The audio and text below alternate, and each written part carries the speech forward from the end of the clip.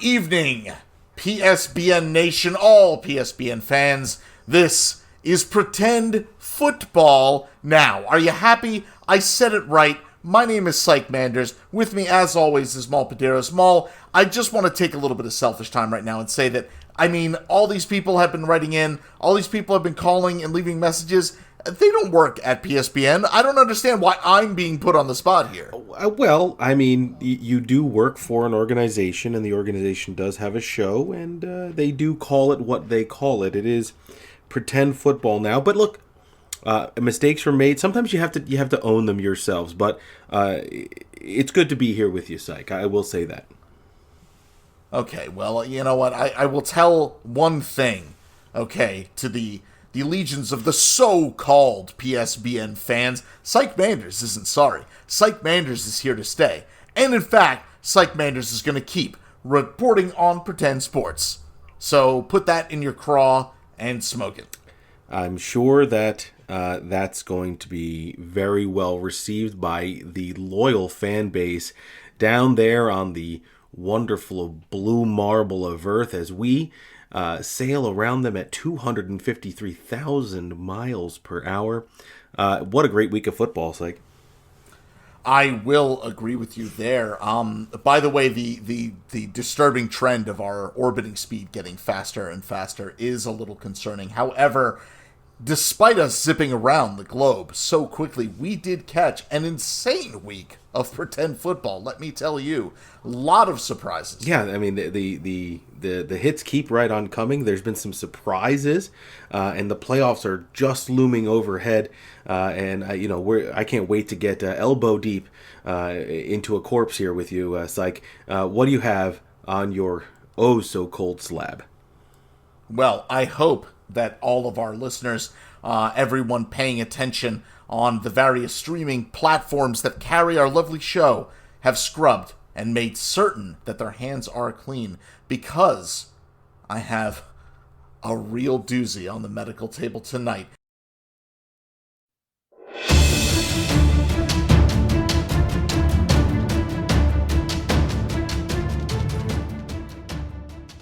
Let me set the scene for you, my listener friends. Let's take a trip. November 29th, 2021. The Vlasic Bread and Butter Bowl. A day that will live in infamy. So, tough luck competitor Dan the Beast Swanson leads the way into the briny territory of the Pickle Boys, surging off of a double-score beatdown of the fast-wilting Vagina Flowers. The odds are decidedly not in the Beast's favor here. Despite projections heavily favoring the Cincinnati Heartbreak, most analysts, including PSBN's own Gage Laser, tagged the Heartbreak in another frantic rush to the bathroom amidst a bout of truly gastrointestinal bile issues raised by a stiff pretend drubbing. So, the Beast, trusting in this primal instincts, was on fire out of the gates, with Carson Colt Hands Wentz scoring 23 points over his projected 20. DJ Panther Hands Moore managed to split hairs and achieve a 12.3 point on a 12.2 point line, and Jacoby Patriot Hands Mayer even defied the odds. He scored 12.3 points over our analysis 11-point projection. Suck it, Gage. These standout performances netted the Heartbreak a very, very hot Tinder score of 110.5 points. But the Cumberland crew would not be outdone. Oh, no.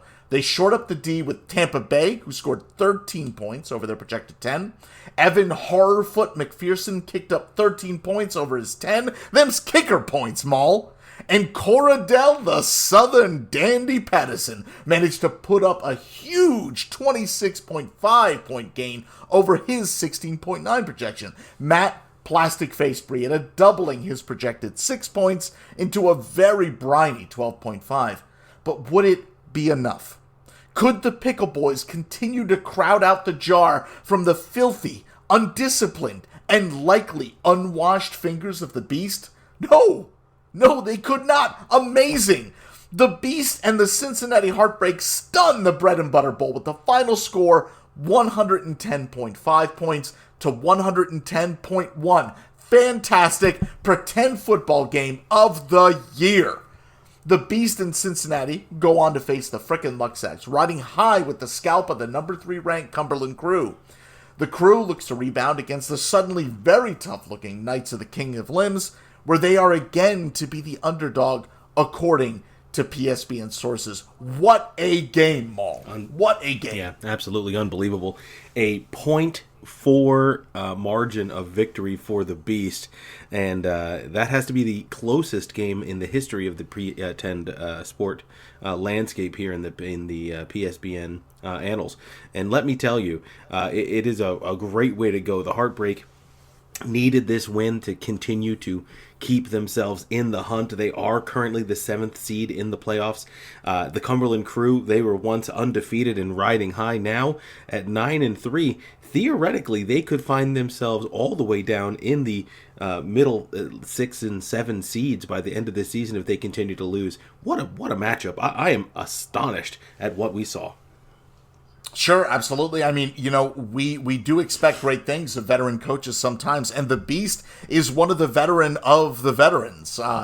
He's played a lot of pretend football. He's captained a lot of pretend teams, and I think that experience maybe, just gave him just a bit of an edge. He smelled that win, made the right choices, and this is the result. Yeah, no, I completely agree with you. This is a big win, and it's an actual victory. Sometimes we talk about how certain teams don't even show up to the field. But in this one, the Heartbreak really made it happen here. The Cumberland Crew gave them all that they could handle at home. But hats off to the Beast. I'm sure that everyone watching there at home was very excited for the victory. And now he gets a big matchup against the frickin' Luxacs. A matchup which could determine whether or not he ends up making the playoffs during rivalry week. Yeah, absolutely. That's going to be a huge game coming up. Definitely going to stay tuned. But Maul, I hear you got a matchup for us. Let's take a look.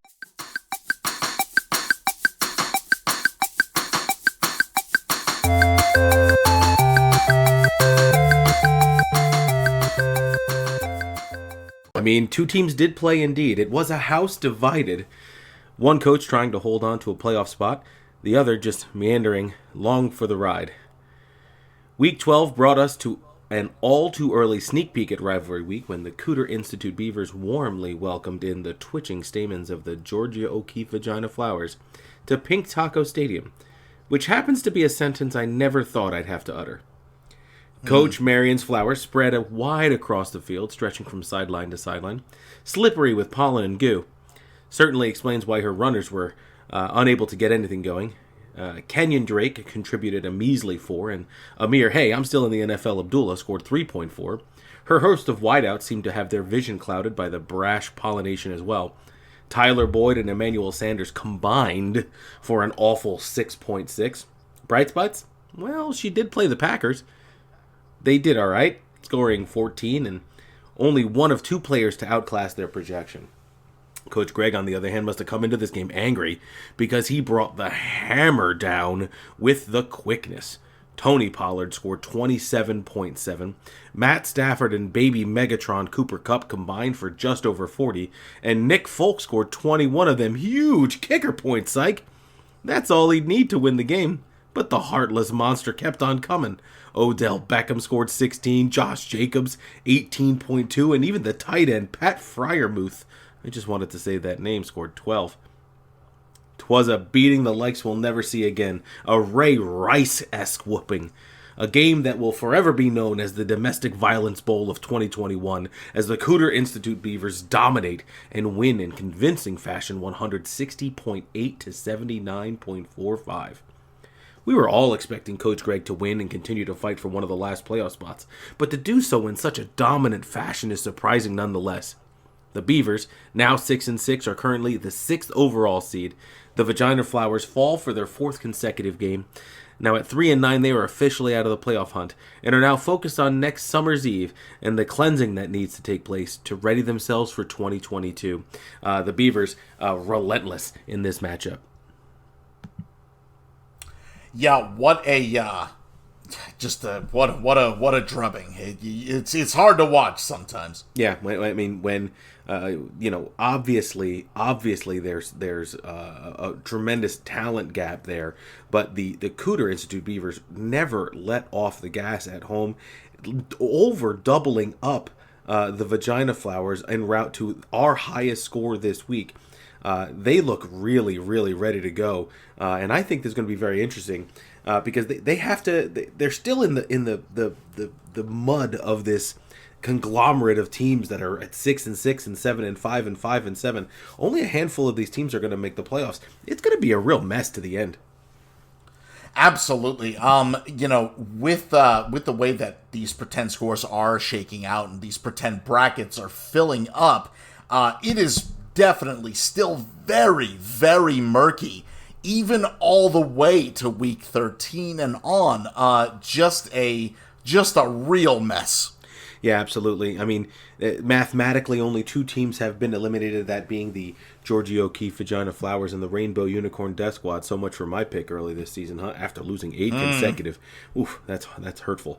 But even Funky Butt Lovin', who started off so terribly, even the 51ers, the Roswell 51ers, who were just god-awful early in the season, new life for these teams as they are really, if they continue to win, could somehow sneak in the back door to the playoffs. That would be something to see. It is just unbelievable. I mean, you look at the 51ers 3-game winning streak. You look at Funky Butt Lovin'. Even, they were a joke in the league for so long, winning 4 straight, managing to claw their way into the playoffs. Amazing. Yeah, it's pretty fantastic. And just as we've seen these teams kind of climbing and making their way up the ladder, we've had some teams kind of fall back in line. The one that I'm really wanted to hone in on here is Shooters Giggity, right? Losers of 5 consecutive games, now in 8th place. At one point, they were the number 2 team in the league, and now they're on the fringe. They may see their way out of the playoffs. Yeah, absolutely. I mean, that ship has got to right itself soon. Otherwise, it is just going to be upside down in Quahog Bay. That is not a place you want to be. I mean, especially where you're looking at the close competition. The Beavers look really, really strong. You're still on mute. Has Giggity, rightly so, in the sights. If he drops another, I mean, this could spell disaster. Yeah, absolutely. And we can never count out the South Sharpsville Gravy Legs KG veteran, Mike Cooter. It's 5-7. Sure. He's only a game out of a playoff position. A couple of these teams fall, a couple of these teams move up, and all of a sudden he's there. And no better backdrop to this than next week, rivalry week. Sure, it's gonna be something to see. Some real great games on tap. We talked about the Luxacs and the Heartbreak. That's going to be a huge matchup. Funky Butt Lovin', if they want to continue to run to the playoffs, they're going to have to beat You're Still on Mute. But maybe the game that I'm most interested in, the Knights of the Kings of Limb. They're the number 1 overall seed, only losing 2 games so far this season. They will play the Cumberland Crew in the Pickle Bowl. That's going to be a massive matchup between Kylan and Cody. Oh, yeah, absolutely. I mean, right now, PSBN projections do show that the Knights of the King of Limbs do have a numerical advantage at the moment. We'll have to see if that translates onto the field.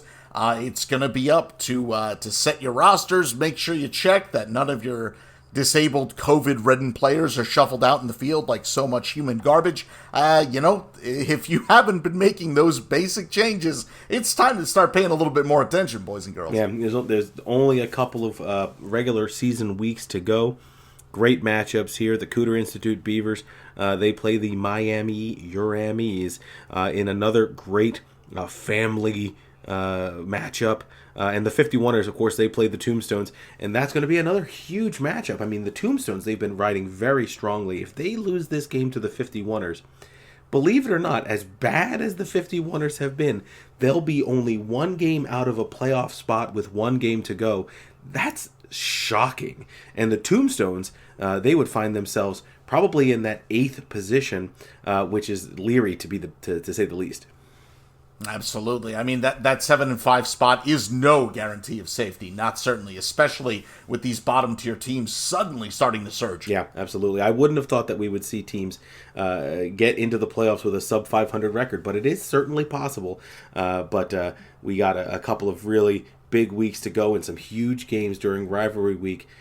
Sike, I am so excited to see what these teams bring us, what the NJCFFL has for us, and all of you pretend sport fans. Absolutely. Well, so, from all of us here aboard PSBN 1, PSBN's orbital broadcasting platform, this has been its signature show, Pretend Football Now.